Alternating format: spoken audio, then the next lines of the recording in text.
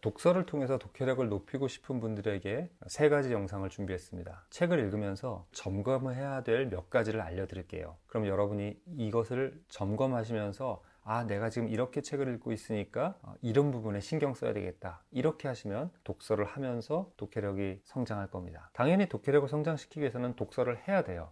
그런데 무조건 한다거나 조금 현명하지 않게 하면 오히려 탈이 납니다. 자, 첫 번째 영상은 굉장히 기초적인 언어 처리 능력에 대해서 이야기를 할 거예요. 만약에 이 영상을 보시고 이거 나한테는 해당 안 되는데 싶으면 다음 영상을 보세요. 글을 보면 우리는 그것을 읽습니다. 여기서 읽는다라는 건 두 가지 의미가 있어요. 뭐라고 써 있는지를 보고서 그 뜻을 헤아린다. 이게 보통 우리가 이제 읽고 이해한다라고 구분해서 이야기를 할 수도 있어요. 즉 읽다라는 말의 의미는 읽고 이해한다라는 두 가지가 합쳐진 의미가 있고, 또 한 가지 의미는 읽다만이 있습니다. 이해하는 게 빠지는 거죠. 읽기만 하는 게 뭘까요?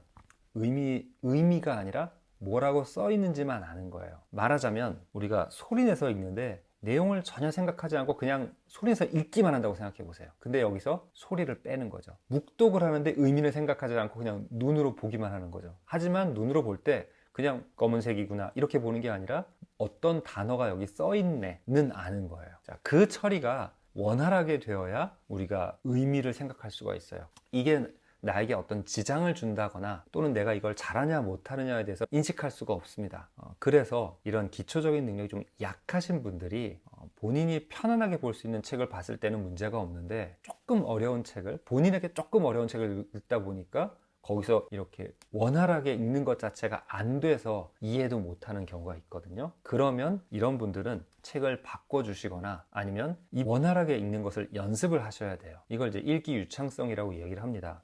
자, 어떻게 점검을 하냐?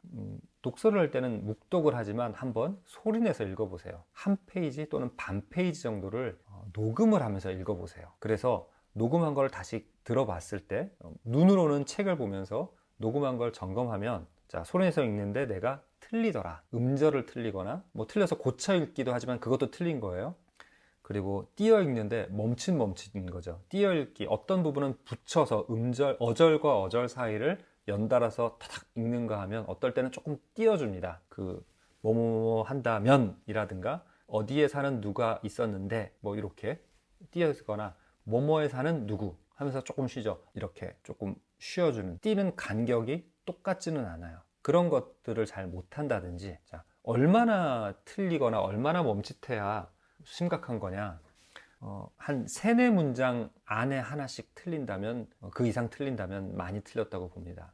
계속해서 문장을 읽기 때문에 이런 부분들이 없어져야 돼요. 잠깐 틀렸지만 내가 바로 잡거나 멈칫했지만 어쨌든 결국 읽었잖아 이렇게 될 수 있는데요. 좀 질서정연하게 머릿속으로 뭐라고 써 있는지가 나한테 들어와 줘야 내가 생각을 잘 할 수가 있어요. 근데 자꾸 멈칫거린다든지 잘못된 게 들어온다든지 아니면 그걸 고치기 위해서 내 머릿속에 자원을 또 써야 되는 이런 상황에는 이해하기가 힘들거나 그 이해하는 능력을 향상시킬 수가 없어요. 그러니까 요리 연습을 하는데 맨날 음식이 재료가 좀 상한 게 오거나 잘못된 게 와요. 고기를 이렇게 썰어 달라고 했는데 주문했는데 이상하게 썰어서 왔어요. 그러니까 재료가 좀 잘못 만들어진 거죠. 이런 상황하고 비슷해요. 자, 그 다음에 시간이 많이 걸려요. 천천히, 굉장히 천천히 읽다 보니까 남들에 비해서 굉장히 천천히 읽는다. 이해가 되려면 내가 천천히 읽더라. 그러면 여러분의 능력이 그 책을 읽기엔 아직 미흡한 부분이 있을 수가 있어요. 좀 더 성장해야 될 여지가 있다는 거죠. 처음 본 단어가 있다. 책을 읽는데 처음 보는 단어들이 있어요. 근데 이 처음 보는 단어가 정말 내 주변 사람들도 들어본 적이 없는 옛날 말이거나 너무 학술적이거나 이런 게 아니라 그냥 처음 보는 단어예요. 남한테 물어보기가 쑥스러워서 사전 찾아봤더니 뭐 뜻이 이렇게 막 아주 특이한 이런 게 아닌데 나는 몰랐어. 그러면은 어휘력이 굉장히 떨어지는 거죠. 또는 내가 모르는 단어를 많이 자주 구사하는 책인 거예요. 자, 이런 것들을 조금 좀 피하셔야 됩니다. 자, 아니면 전혀 모르는 내용이에요. 자, 이런 것들은 읽기가 힘듭니다. 자, 그러면 해결을 어떻게 할까요? 아까 이제 틀린다, 멈칫멈칫 읽는다, 느리게 읽는다 이런 부분에 대해서 말씀을 드릴게요.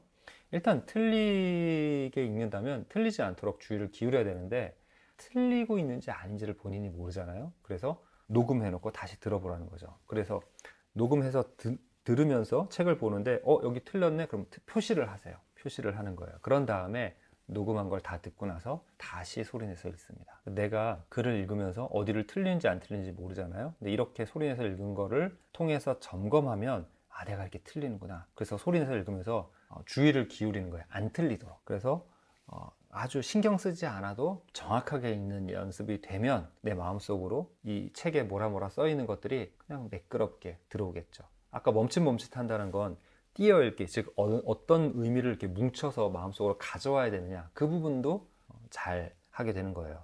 조금 팁을 더 드리자면 멈칫멈칫 하시는 분들은 내가 지나치게 눈을 앞으로 많이 보내거나 아니면 너무 안 보내거나 둘 중에 하나, 이 부분도 원인이 있어요.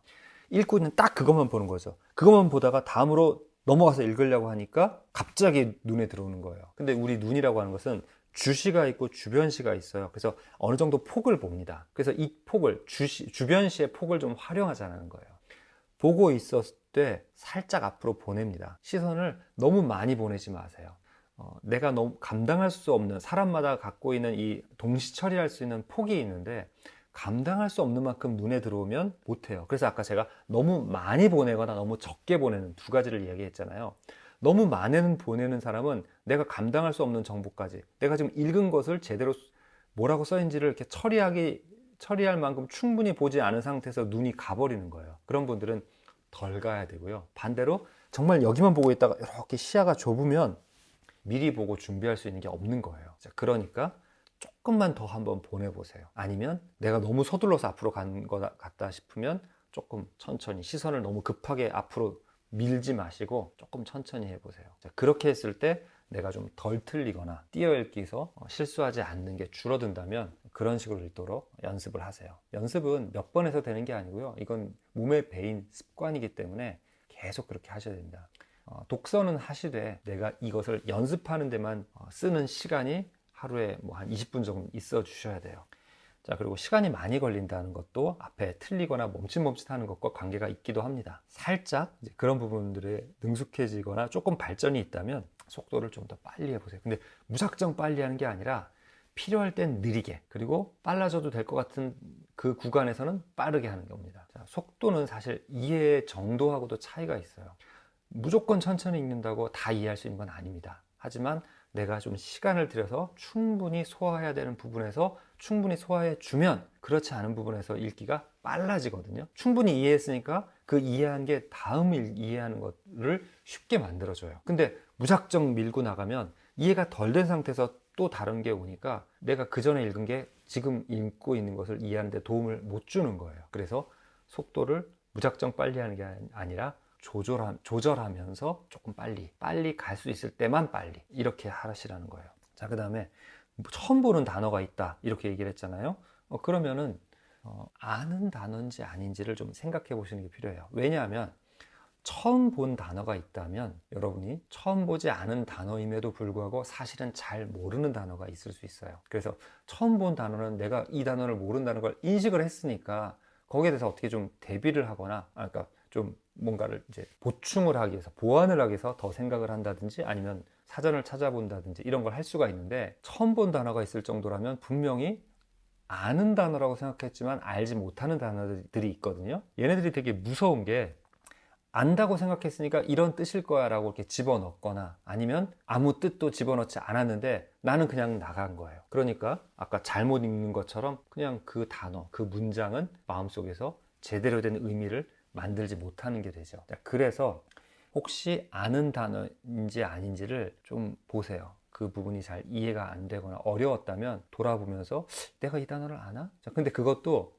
사전을 찾아서 비교해 보기 전까지는 또 모릅니다. 그러니까 그걸 해보셔야 돼요. 그래서 내가 이 단어를 모르네? 그러면 나는 여기 나오는 단어들을 좀 의심하고, 내가 진짜 아는지 의심하고 찾아보면서 읽어야 되겠구나, 이렇게 생각하셔야 돼요. 그래서 몇 페이지에서 이제 단어들을 찾아서 그 페이지들을 잘 이해하잖아요. 그럼 다음 페이지가 읽기가 쉬워집니다. 물론 그때 필요한 제대로 아는지 단어를 점검하는 일은 계속 하셔야 되겠죠. 자, 그래서 이렇게 하위 처리와 아주 이해 초반이라고 할 수 있는 그 단어에 대해서 의심해보자, 이런 이야기를 말씀을 드렸습니다. 자, 다음 이어지는 영상에서는 의미를 파악하려고 할 때 내가 의미 파악이 제대로 되고 있는가, 이 부분을 점검하는 그 부분에 대해서 말씀을 드리겠습니다.